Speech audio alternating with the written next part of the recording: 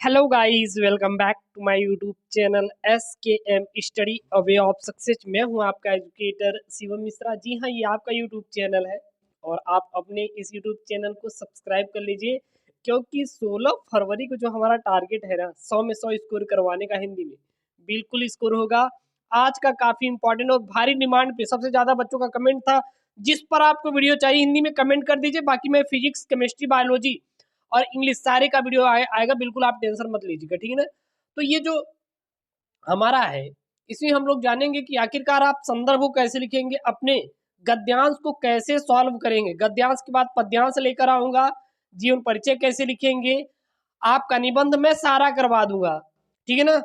जो भी है व्याकरण का, संस्कृत का, व्याकरण का, हिंदी का, 100 में 100 जो टारगेट है हमारा वो पूरा होगा। आप बिल्कुल टेंशन फ्री रहिए। आप चैनल को सबसे पहले सब्सक्राइब कर लीजिए, चाहे बोर्ड के बाद आप अनसब्सक्राइब कर दें, लेकिन अभी के लिए आपको क्या करके रखना है, सब्सक्राइब करके रखना है, क्योंकि ये जो वीडियोस है ना ये काफ़ी इंपॉर्टेंट है, आपको काफ़ी हेल्प करेगी बोर्ड में अच्छा नंबर गेन कराने के लिए।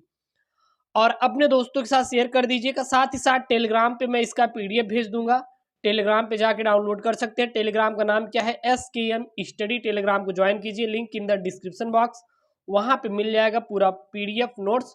वहाँ से जाके आप सारे के सारे PDFs को डाउनलोड कर सकते हैं। मॉडल पेपर सारा का सारा हम लोग वहाँ पे भेज देंगे, ठीक है ना। फुल पेपर सोल्यूशन वहाँ पे मिलेगा, क्योंकि आप वीडियोस पढ़ लेंगे उसके बाद आपको वहाँ से जाके डाउनलोड करना। साथ ही साथ प्लेलिस्ट में मैं ऐड कर दिया हूँ वीडियो सारे हिंदी के, जाके वहाँ से आप पढ़ सकते हैं और हर एक सब्जेक्ट का आपको पढ़ाया जाएगा। टेंशन ना लीजिएगा, ठीक है ना, बस आप पढ़ाई पे फोकस कीजिए।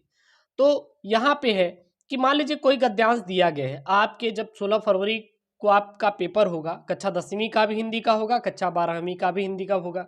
कक्षा 10वीं वालों का सुबह पेपर होगा, सुबह 8 से 11, और शाम को 2 से 5 कक्षा 12वीं वालों का पेपर होगा दोपहर में, ठीक है ना। तो दोनों में गद्यांश पद्यांश हल करने के लिए देता है, क्लियर है ना। लेकिन जो कक्षा 12वीं वाले हैं वो आखिरकार कैसे गद्यांश को हल करेंगे हिंदी का आपने, तो इस वीडियो में आपको सारा का सारा मिलने वाला है, तो इसलिए आपको पूरा देखना है। सबसे पहले आपके पास गद्यांश दिया रहेगा। गद्यांश कैसे दिया रहेगा यहाँ पे देख लीजिए जरा। यहाँ दिया रहेगा, दिए गए गद्यांश पर निम्नलिखित प्रश्नों का उत्तर दीजिए। आपका 10 नंबर का क्या रहेगा, गद्यांश रहेगा। और गद्यांश दिया रहेगा, धरती माता की कोख में जो अमूल्य निधियां भरी हैं, जिनके कारण वह वसुंधरा कहलाती है, उससे कौन परिचित न होना चाहेगा। करोड़ लाखों करोड़ों वर्षों से अनेक प्रकार की धातुओं को पृथ्वी को पीस पीस कर अगणित प्रकार की मिट्टियों से पृथ्वी की देह को सजाया है। हमारे भावी आर्थिक अभ्युदय के लिए इन सब की जांच पड़ताल क्या है, आवश्यक है। अब यहाँ से आपके 5 प्रश्न बनेंगे। सबसे पहला प्रश्न बनेगा, उपयुक्त गद्यांश का संदर्भ लिखिए। और फिर यहाँ पे इसको मैंने कल पेपर में सॉल्व ही कराया था, हालांकि अब पिछले पेपर भी सॉल्व कराएं पिछले साल के। मैं 12 पेपर फुल वीडियो आपको प्रोवाइड करूंगा, आप टेंशन मत लीजिएगा, ठीक है ना। वसुंधरा, धरती वसुंधरा क्यों कहलाती है, रेखांकित अंश की व्याख्या कीजिए, पृथ्वी की देह को किसने सजाया है, भावी आर्थिक अभ्युदय हेतु हमें क्या करना चाहिए।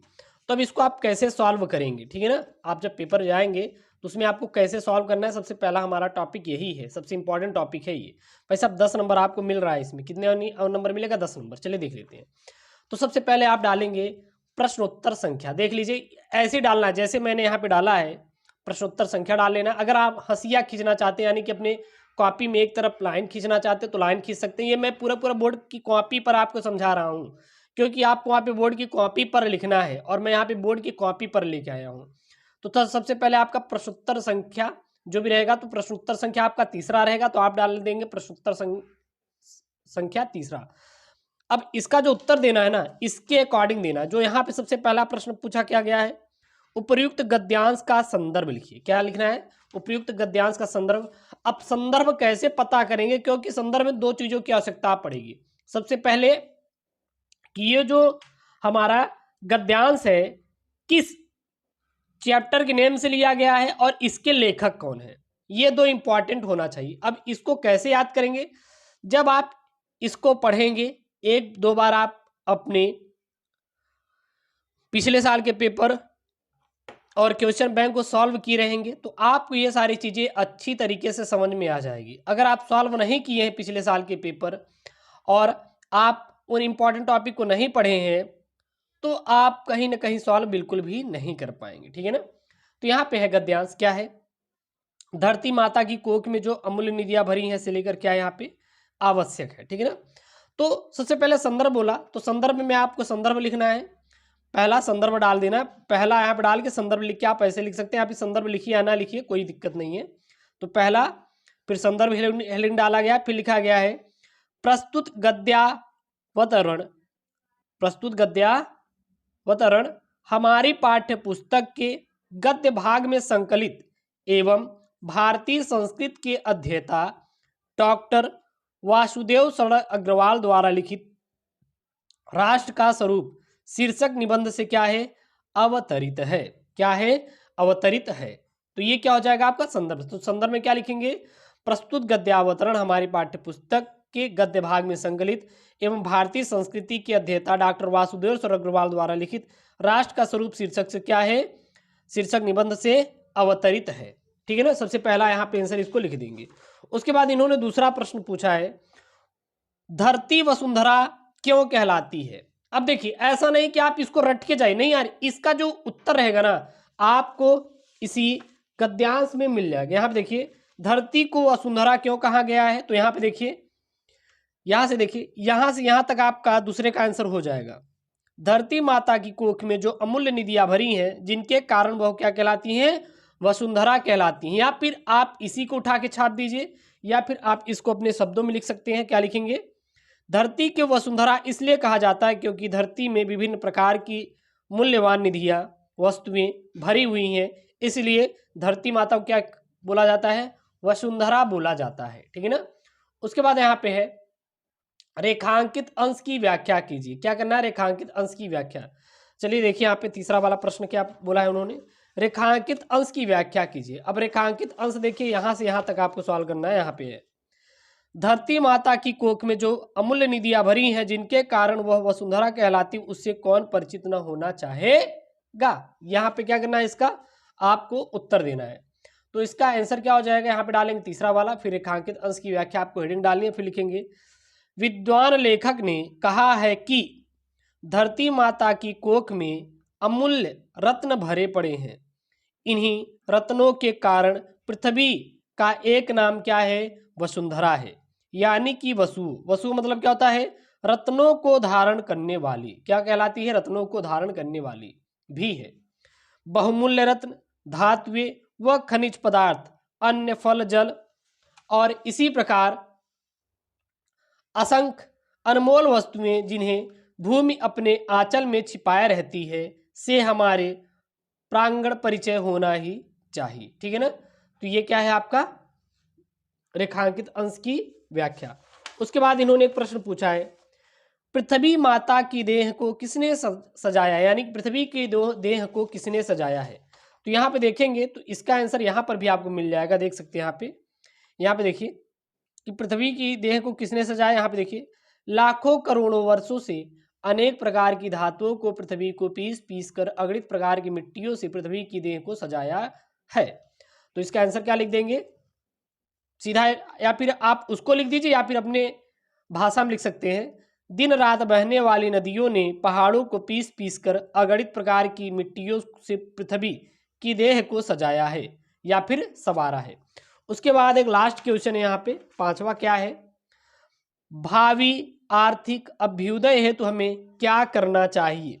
तो यहाँ पे इसका उत्तर है, देखिए एक्चुअली में इसका उत्तर तो इसी में मिल जाएगा, ढूंढेंगे, देखिए इस आपका इसी में उत्तर मिल जाएगा। यहाँ पे देखिए, यहाँ पे है, यहाँ पे हमें भावी आर्थिक अभ्युदय के लिए इन सब की जांच पड़ताल करना क्या है, आवश्यक, किसकी ऊपर जो दिया गया है उसकी जांच पड़ताल करना आवश्यक है। तो वह ऐसा नहीं कि आपको इसको रटना है भाई साहब, इसका उत्तर इसी में मिल जाएगा। केवल संदर्भ के लिए आप पाठ का नाम याद कर लीजिए, लेखक का नाम याद कर लीजिए, काम खत्म। और आपको कुछ अलग से याद करने की जरूरत नहीं है। मैं अभी तक जितना भी आंसर दिया हूं पूरा का पूरा इसी में से दिया हूं, लेकिन यहाँ पे मैं थोड़ा सा अपने से लिखा हूं। और लिखना चाहेंगे तो यही उठा के लिख देंगे, गलत नहीं होगा। एग्जामिनर आपको 10 में से 10 पूरा नंबर देगा। ऐसा नहीं है एग्जामिनर आपका नंबर काट देगा, ऐसा कुछ भी नहीं है। वो पूरा का पूरा आपको नंबर देगा। जितने भी आप अंक लिख कर आएंगे उतने अंक आपको एग्जामिनर देगा, इसकी गारंटी मेरी है। लेकिन आप लिख कर तो सही आइए।